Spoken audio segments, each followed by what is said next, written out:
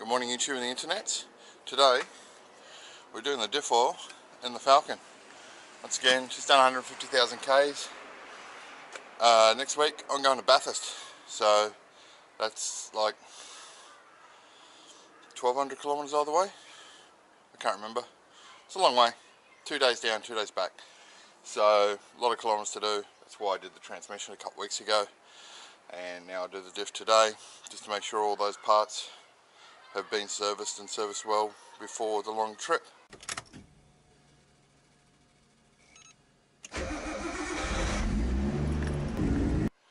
Now you'll see I've got the car flat while using my driveway to get access to the diff.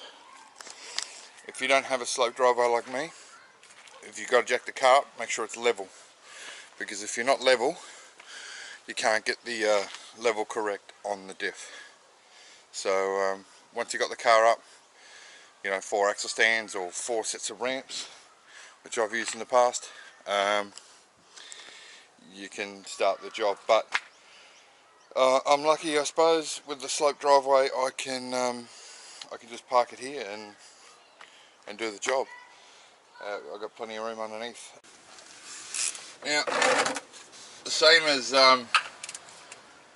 the gearbox transmission, you want to, before you undo the drain bolt and drop all the oil out, you want to undo the filler one. Make sure you can do it. There we go.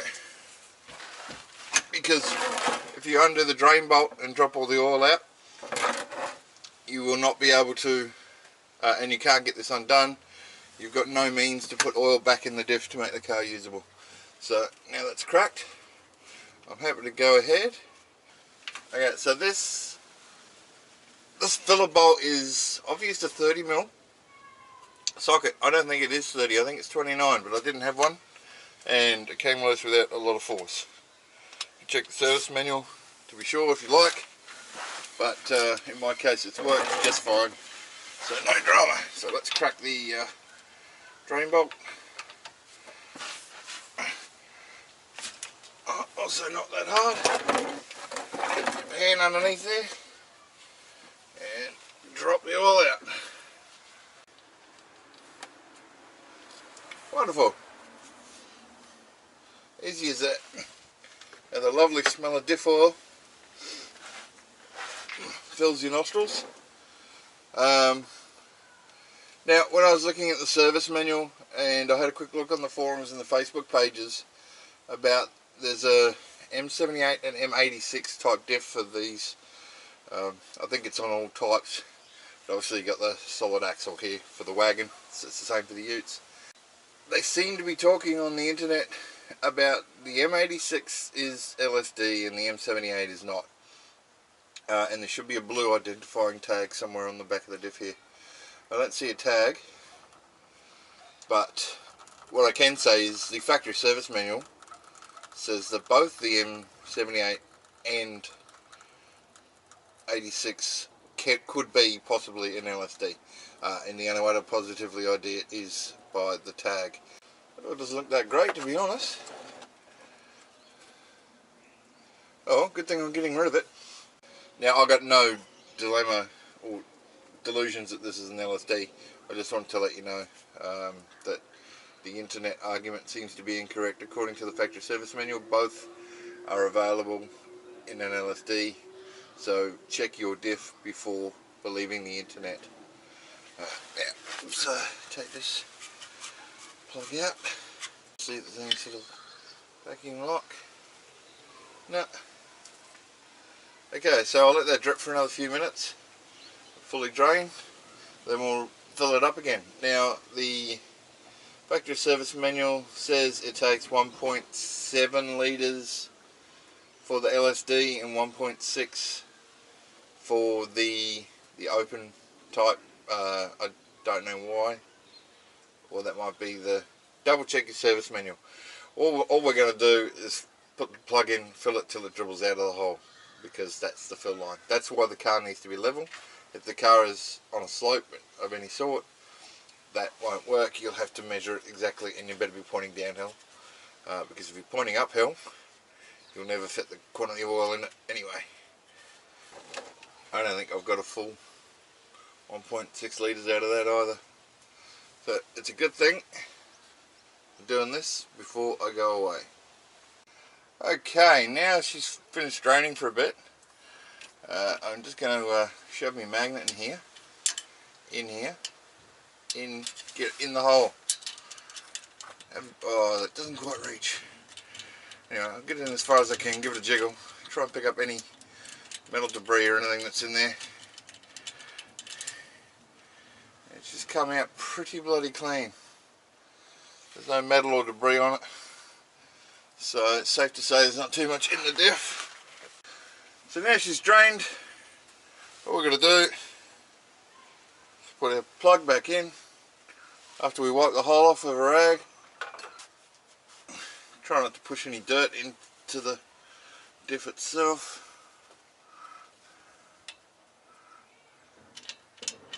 There does not appear to be a seal on this, which I find surprising. There probably should be one, and if I have to do this again I'll look into that, but it was not leaking before, so I assume it won't leak now. Do this up, torque to spec like always. There we go. Give that another wipe and a clean, so as we can make sure that if it is leaking we can see it. I hate working with gloves when I'm trying to get my finger in between things. Okay, that's all good. Now to put our oil in. So we're using Penrite Pro Gear 80 W140. Suitable for lots of different types of diffs. This is what the Penrite website selector thing recommends, so that's what I'm running. You may have a preferred brand of your own, by all means use that. I'm a big fan of Penrite products. I use them in lots of purposes, on the race car, on this car, on the 300ZX. The only reason I didn't use Penrite transmission oil was the fact that it's supposed to be a lifetime oil in that transmission, and I wasn't sure about the Penrite oil being a lifetime oil. I think it was okay to use, but you had to change it at certain intervals, so I went with the OE manufacturer recommendation on that one. So now we're just going to fill this up just like the transmission until the oil comes out. So we get our big nozzle in there. Oh wow, I don't really have the room to do this. Squeeze the bottle. Like I said, it takes 1.6, 1.7 litres. Check the service manual if you want the actual number. And I'm just squeezing the bottle to get it in without having to get the pump bottle.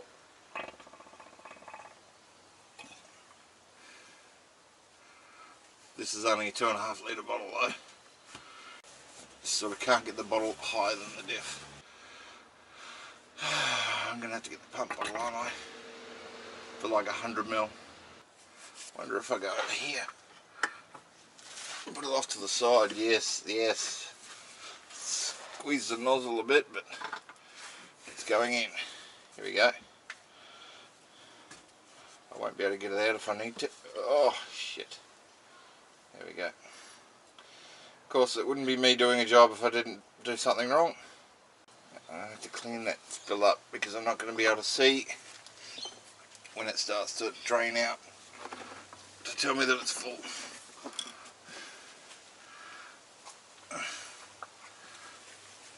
Which I suspect it may have just started to do. So, let's go again. The bottle up in front of the tyre. I don't know how much of this you can see. And start pouring. I got a sneaking suspicion my hand's in the way. And that's it.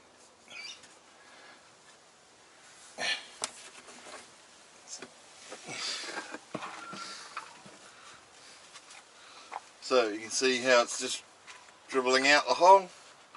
That's fine, that's the correct level. Pick up some of that excess oil and replace the filler plug.